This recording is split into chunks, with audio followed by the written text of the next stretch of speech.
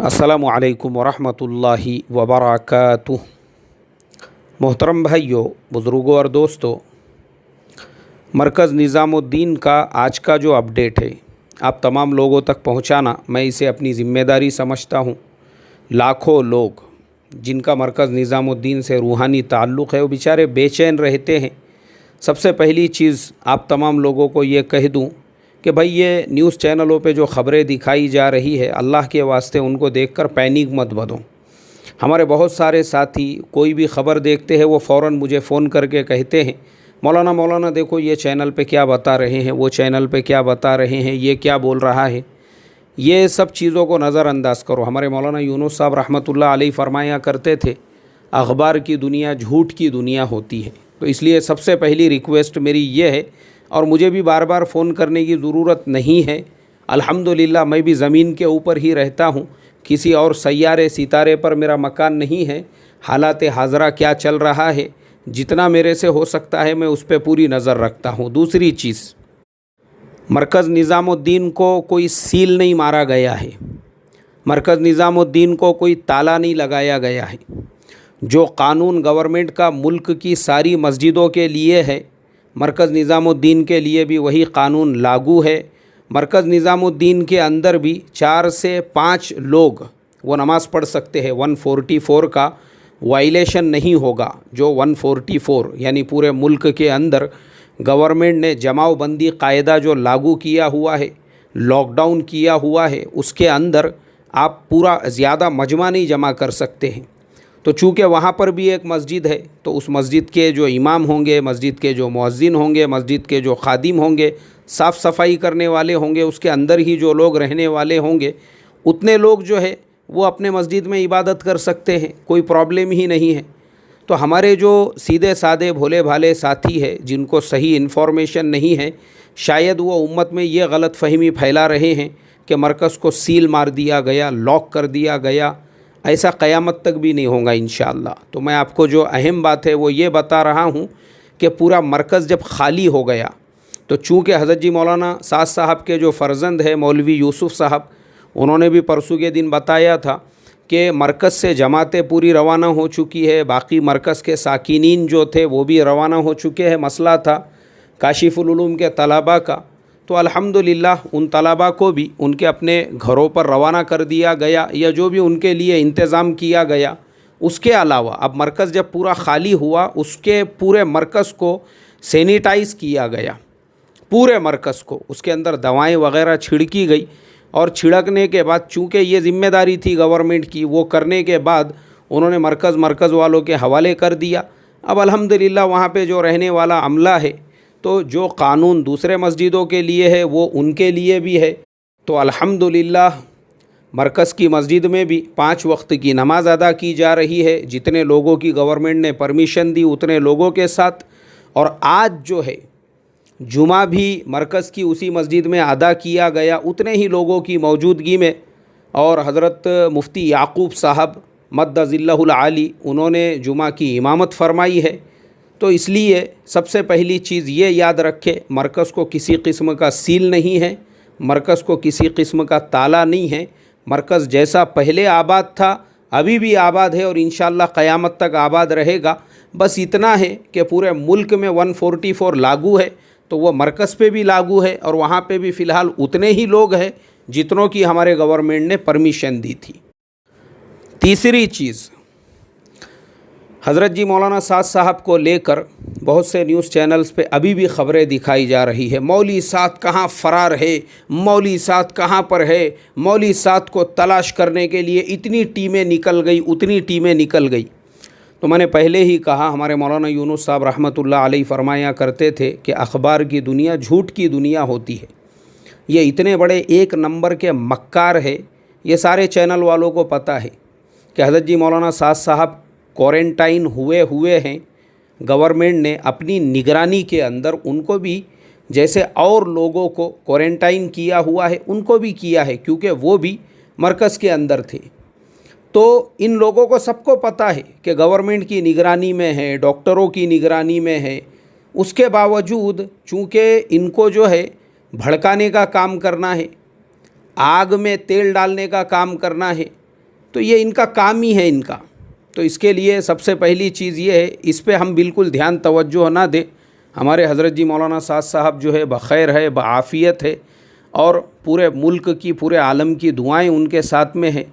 अल्लाह तबारक व तआला दाएं से, बाएं से, आगे से, पीछे से, ऊपर से, नीचे से, हर तरह से, हर ज़रर से, हर शर से, हर फितन से, हर बुरी नज़र से और हर हासिद की जलन से उनकी हिफाजत फरमाई। आमीन सुम्मा आमीन।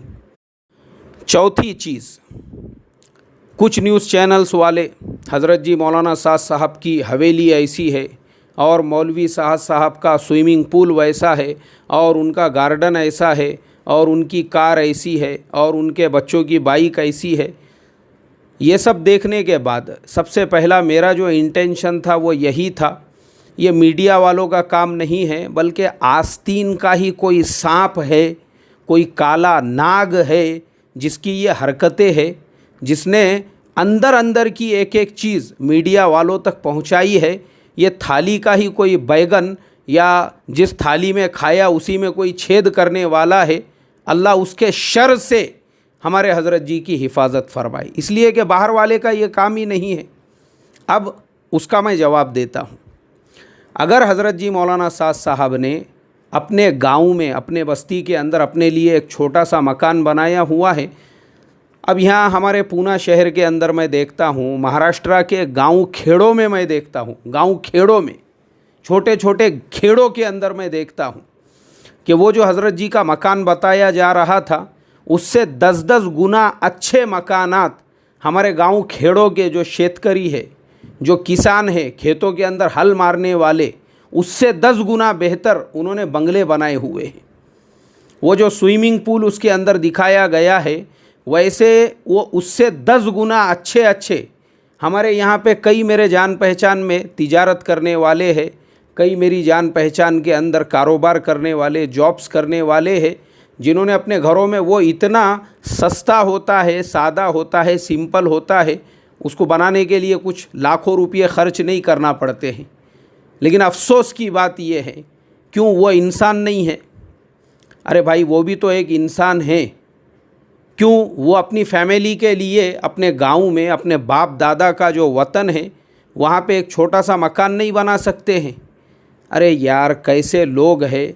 मैं तो हज़रत जी मौलाना साद साहब की ये सारी ख़बरें देख रहा था, मेरी तो आँखों से आंसू बह रहे थे और मुझे हज़रत इमाम हसन और हज़रत इमाम हुसैन रज़ी अल्लाहु अन्हुमा की ज़िंदगियाँ याद आ रही थी। सोच रहा था मैं कि अल्लाह के नबी सल्लल्लाहु अलैहि वसल्लम की आल के साथ में भी कुछ लोगों ने ऐसा ही किया था सुलूक, जो उनके पीछे पड़ गए थे। और आज जब मैं देख रहा हूँ, जिस बुज़ुर्ग हस्ती यानी हज़रत मौलाना इलियास साहब रहमतुल्लाह अलैहि के ज़रिए से उम्मत को दावत व तबलीग़ की ये मुबारक मेहनत मिली हुई है, आज उनके पड़ पोते के साथ अगर ये सुलूक हो रहा है, खून के आंसू रोने की बात है हमारे लिए। जिन हज़रत जी मौलाना इलियास साहब रहमतुल्लाह अलैहि ने मुसलमानों को एक ऐसी मेहनत देकर चले गए, जिसकी वजह से उनके अंदर अपने मुसलमान होने की जो शनाख्त पैदा हुई है, अल्लाह हिफाजत फरमाए यार, अल्लाह हिफाजत फरमाए। खून के आंसू रोने की बात है ये। इतनी छोटी छोटी बातें, इतनी छोटी छोटी बातें कि उनका घर ऐसा है, घर के सामने गार्डन ऐसा है और वहाँ पे स्विमिंग पूल ऐसा, क्यों उनको हक़ है या नहीं है, मुझे आप ये बताओ। अरे इंसान है ना, वो ख़ुद भी कारोबार कर सकते हैं, तिजारत भी कर सकते हैं। उनके पास में भी माशाअल्लाह ख़ानदानी नवाब है वो, जिनके पड़दादा हज़रत मौलाना इलियास साहब ने इस तबलीग़ की बुनियाद रखी थी। 700 एकड़ ज़मीन इस तबलीग़ की खातिर उन्होंने कुर्बान कर दी थी। तो इनके पास में भी तो कुछ होगा ना, बाप दादा की मीरास में से। भूखे और नंगे ख़ानदान से तो है नहीं, नवाबी ख़ानदान था वो। नहीं तो पढ़ो हज़रत मौलाना हज़रत शेख ज़करिया रहमतुल्लाह अलैहि की आप बीती में नवाब थे वो, नवाब, ख़ानदानी नवाब। ख़ुद हज़रत शेख ज़करिया ने अपने वालिद हज़रत मौलाना याहिया साहब के ताल्लुक़ से लिखा कि मेरे वालिद को पहला जो रिश्ता आया था किसी नवाबज़ादी का आया था। खैर, अब मैं वो सारे डिटेल्स में मैं नहीं जाना चाहता, मैं फिर कभी उस पर रोशनी डालूँगा। लेकिन मुझे इतना बताना है, खून के आंसू रोने की बात है कि उन्होंने अगर अपने लिए एक कार ख़रीद ली, उनके बेटे ने अगर बाइक ख़रीदा, उसमें गलत बात क्या है? उसमें इंसान है वो भी, उनके अपने भी कोई कारोबार होगा, कोई तिजारत होंगी। आज अल्लाह ने मुसलमानों को इतना नवाजा हुआ है, छोटे छोटे हमारे गली महल्ले में ऐसे ऐसे मुसलमान हैं अल्लाह ने इतना नवाजा है जिनके बच्चों के पास में 30-30 लाख रुपये की बाइक्स है। तो खैर, मुझे अभी सारे डिटेल्स में नहीं जाना है, बस इतना बताना है कि क्या ज़रूरत है ये सारी चीज़ें बताने की।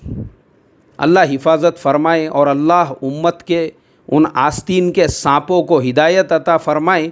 इतनी बारीक बारीक चीज़ जिन्होंने मीडिया को ले जाकर दी है, वरना मीडिया को क्या पता है, इतनी अंदर की बातें बताने वाला कौन है। बहरहाल, तो ये जो सारी ख़बरें हैं, मैं वैसे इसके ऊपर एक मुस्तकिल सबक दूंगा।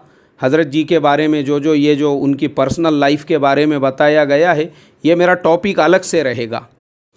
तो इसलिए मोहतरम दोस्तों, मरकज़ निज़ामुद्दीन का आज का अपडेट मैंने आप लोगों तक पहुंचाया हूं अपनी ज़िम्मेदारी समझते हुए। अब दो बातें आखिर में ये कहना चाहूँगा। कुछ लोगों ने मुझे मैसेज और कमेंट किया, मौलाना आपको दरमियान में खांसी आती है, आप हिचकियाँ लेते हैं, आप थोड़ा सा जो है पानी पी लिया कीजिए, ये कीजिए। भाई, मेरे पीछे इतने काम लगे हुए होते हैं, मेरे पास उतना फुर्सत का टाइम है नहीं इतने एहतमाम के साथ में रिकॉर्डिंग करके एकदम प्रोफेशनल तरीके से आप लोगों की खिदमत में भेज सकूं।